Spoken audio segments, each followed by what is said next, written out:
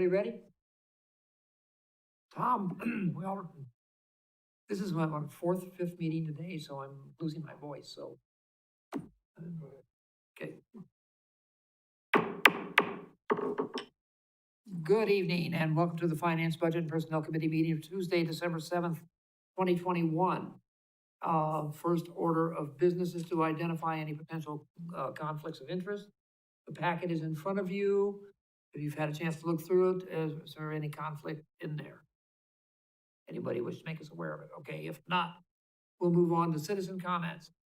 Are there any citizens who wish to make any comments? You're not a citizen yet. You don't count. You're still an employee, okay? Wait. Okay, okay, second call, third call, no citizen comments, we'll move on. Next up is the consent agenda, which contains the minutes of the November 16, 2021 meeting, the monthly position control report, bills and payroll. You've had a chance to review them. Any questions? If not, I'll look for your pleasure. What's your pleasure? Motion. Motion by Spiro, second by Witzel to approve the minutes, I suppose. Yes. All those in favor, please say aye. Aye. Opposed? They're carried. Okay, no items removed from the agenda.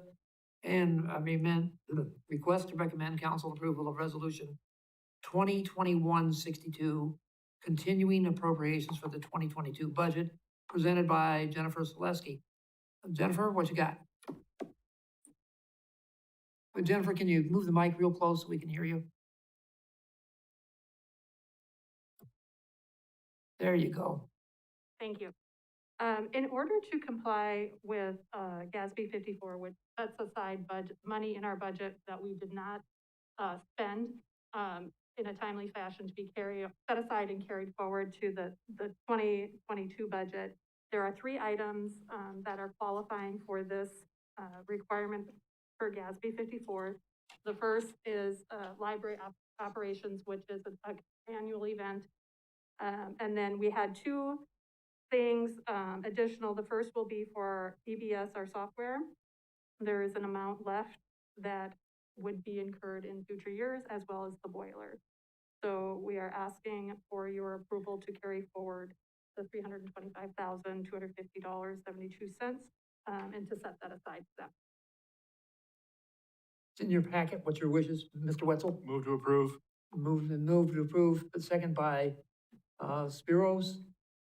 Discussion, yes, Mr. Wetzel. Thank you. Is that library amount pretty typical? It seems pretty high. Is that pretty typical? It is typical. It has trended around that amount. This is an estimate. We are not yet through spending for 2021, but this is our best guess of what would need to be carried forward into the future. All right, thank you. Any further questions? If not, all those in favor say aye. Aye. Opposed? So carried.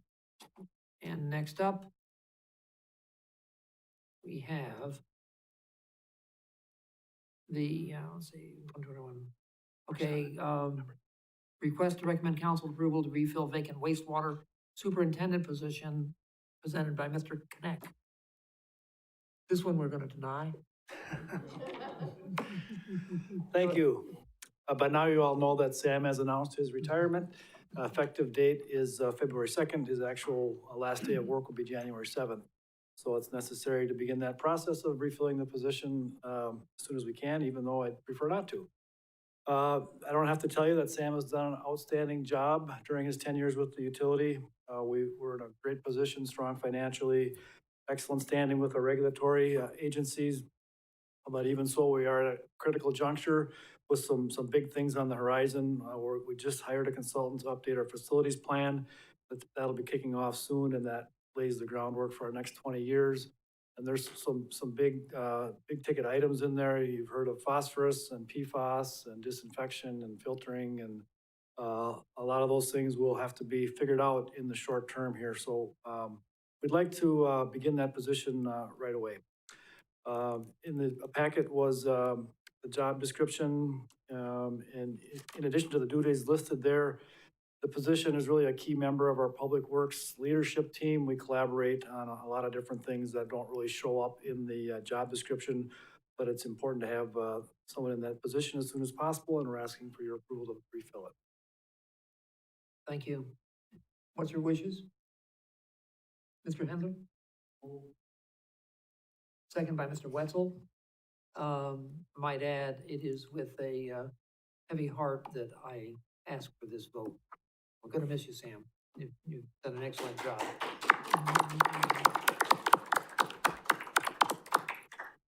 All those in favor, please say regretfully aye. Regretfully, It carries unanimously. Thank you. And next up is request to recommend council approval to appoint Mark Cavella, is that correct? As acting wastewater superintendent. Dan, you've got this too. Yes, Kivila. So we need a leader for our wastewater utility. Mark has been the assistant for 20 years. Yep, so he knows the ropes. And he's more than capable of stepping into this position in the short term. We do have a city policy that provides for this temporary assignment, and we would follow that policy. So I'll be asking you to appoint Mark Kivila as the acting wastewater superintendent. That would be effective on January 10th, the Monday after Sam's last day. I will also mention that I haven't had a chance to talk to Mark yet about this. Mark's been on vacation, and he'll be back Friday. He does know that Sam is retiring, so he won't be surprised by that, but we will likely want to appoint an acting assistant for Mark as well. As you know, this industry is heavy on reporting, strict compliance schedules, and the superintendent's role is really focused on that reporting administrative function. Mark's role as the assistant has really been in charge of the day-to-day operations.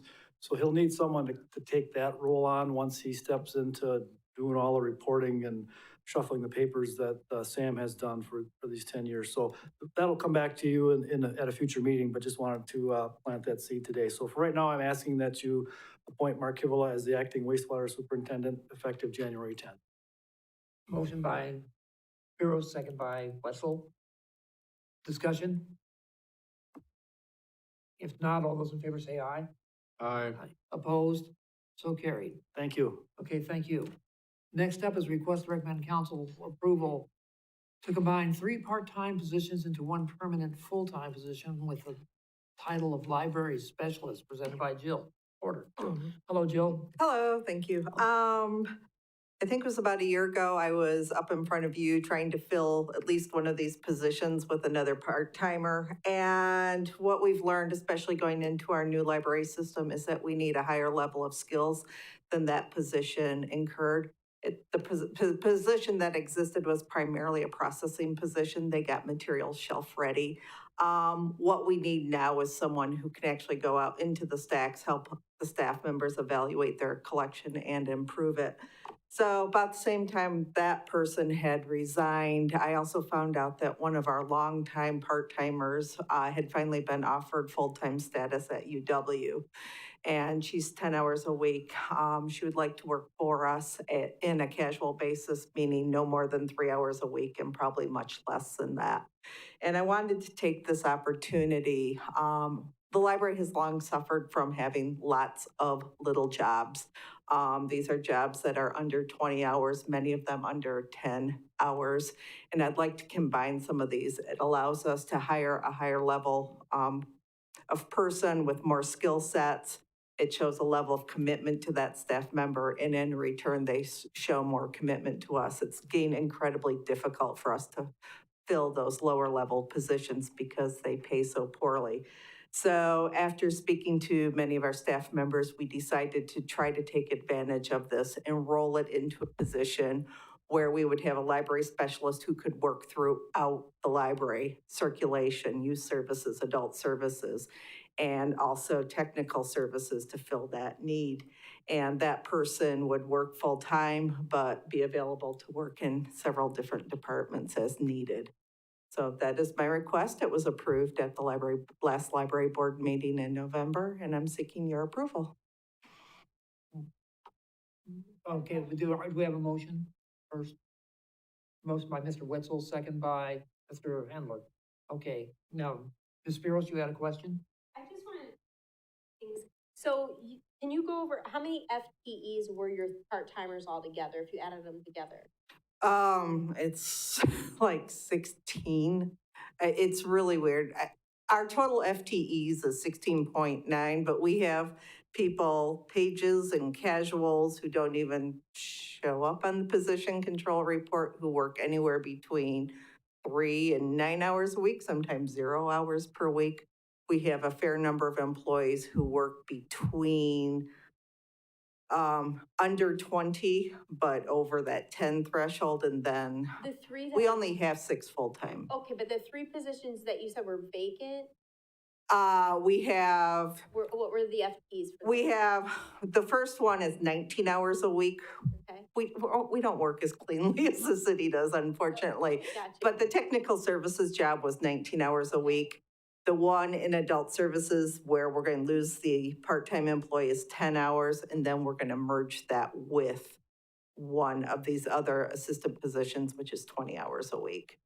So we're actually looking at fewer hours staff-wise, Yeah. but That's-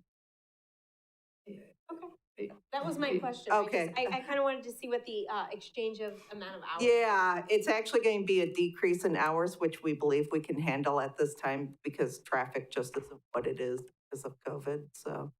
Okay, Gotcha. did you say you only have, 6 actual full-time positions? Let's see. Four. I'm trying to think. Now you're putting me on the spot. 1, 2, 3, 4, 5, 6, 7, 8, 9, 10, sorry. And, okay, Yeah. and you think you're gonna be able to absorb that extra 10 hours that you're losing? For now, narrative- yeah. Yeah, in your narrative, you said you're losing Mhm. about 10 hours Yeah. of service. Yep. Okay, so you may have to come back and put another casual on. sometime in the future. When traffic picks up, if we need to go resume normal hours, I would be coming back to you to fill that And the position. library board has already approved this. Mm-hmm. Mr. Wetzel? Thank you. You have in your memo here the budget impact. Mm-hmm. You've got it identified that it's gonna be $19.51 an hour.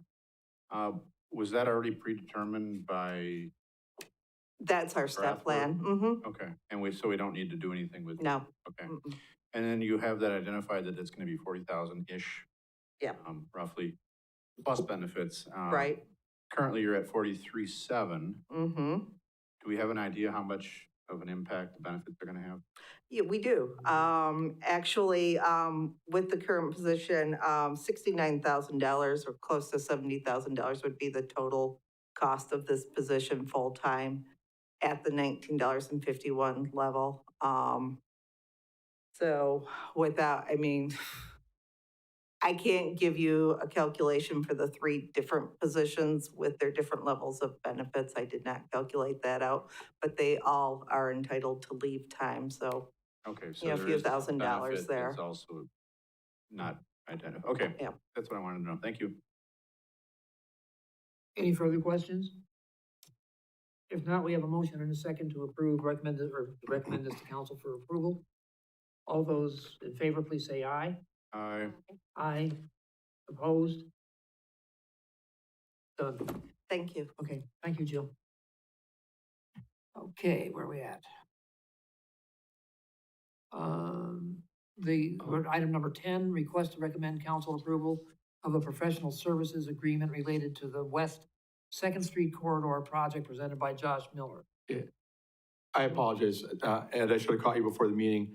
I'm filling in for Josh on this one. He had something come up today, so I agreed to take this. What you have before you tonight is a request to approve an agreement with Vanderwall for the Second Street Corridor project for the planning work.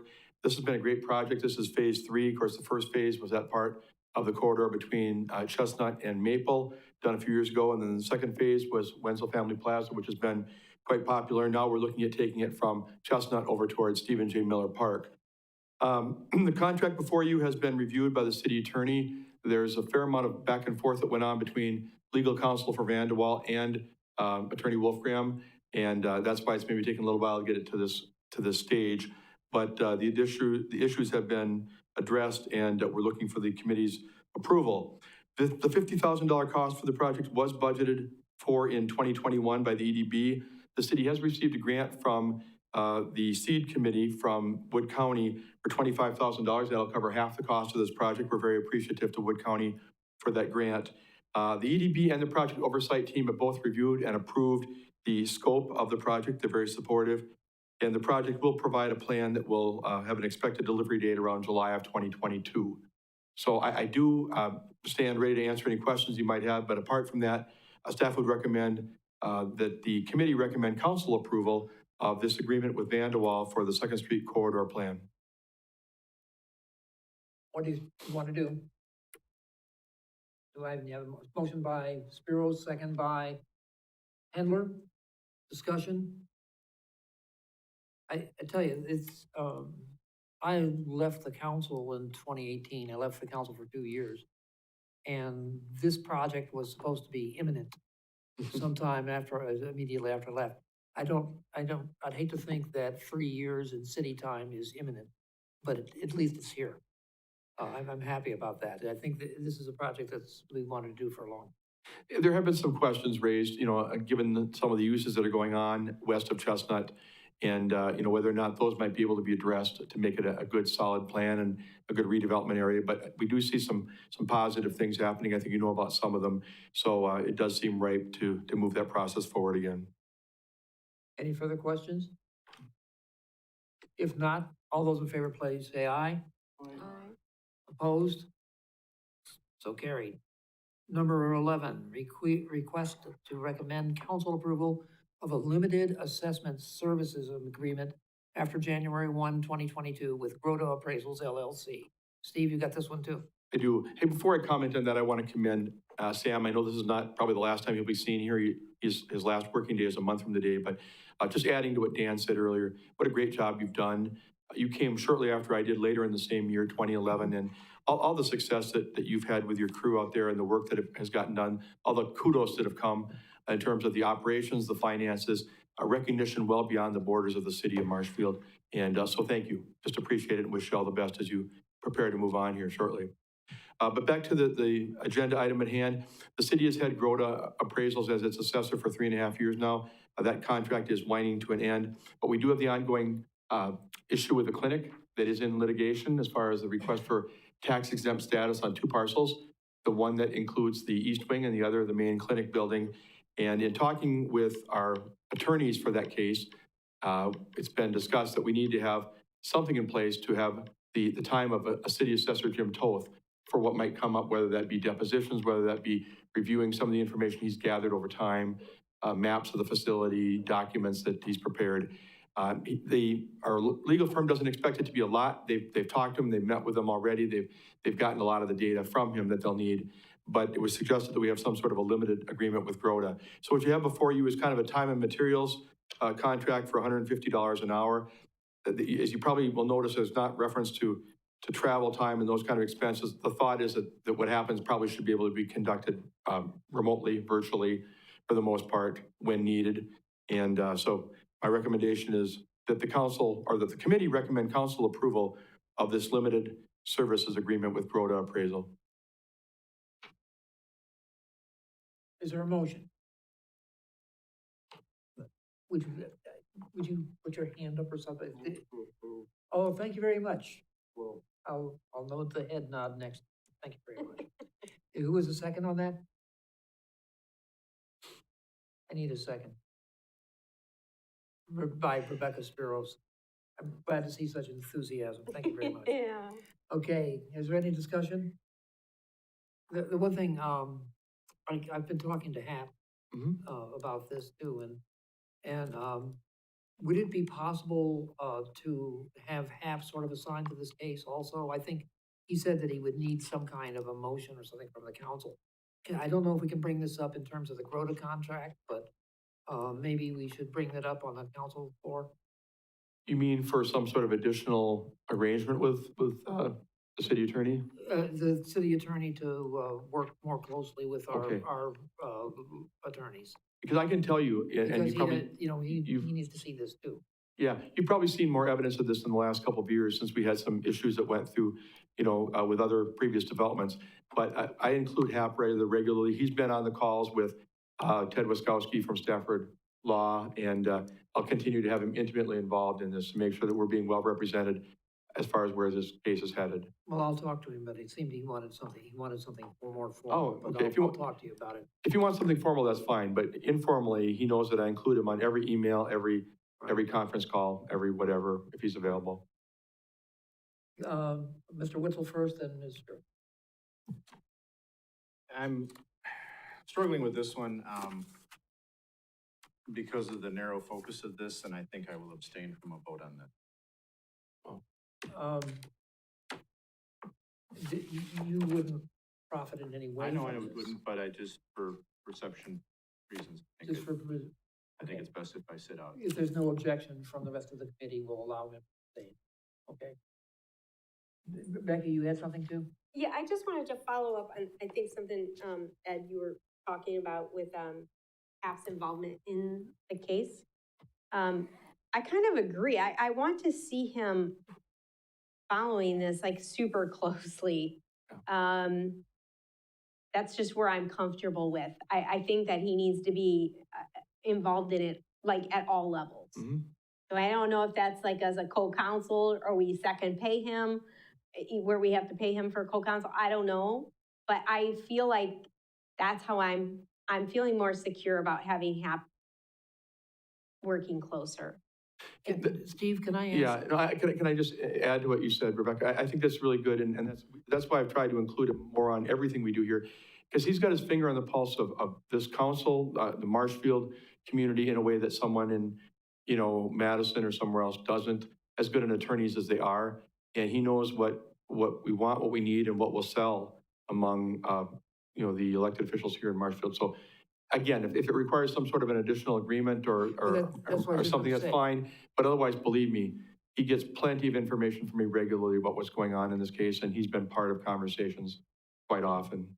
What I'd like to do, Steve, I'd like to ask you to, get with him and ask him what kind of formalization Okay. document he would like, Okay. and then bring that to us at the council, if that's possible.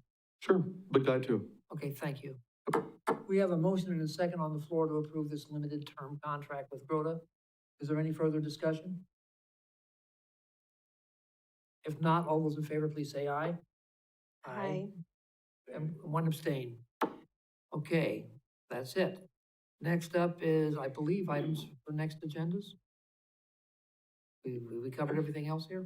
I'll just mention two things real quickly. We've had some meetings with the police union, and I think it's possible you may be seeing something soon. In fact, it will be soon regarding a possible settlement. That would be closed session for this body. And then the other thing I'll point out is the assessing contract is very close to finish. I've been talking with Hap, in fact, as recent as 2 hours ago, about resolving a couple of issues and getting that to the finish line for this body and or the council, because that needs to be wrapped up, obviously, before Christmas. So those are two possible items that you'll be seeing. Okay, anything else? Okay, if that's the case, if there's no objection, we'll stand adjourned.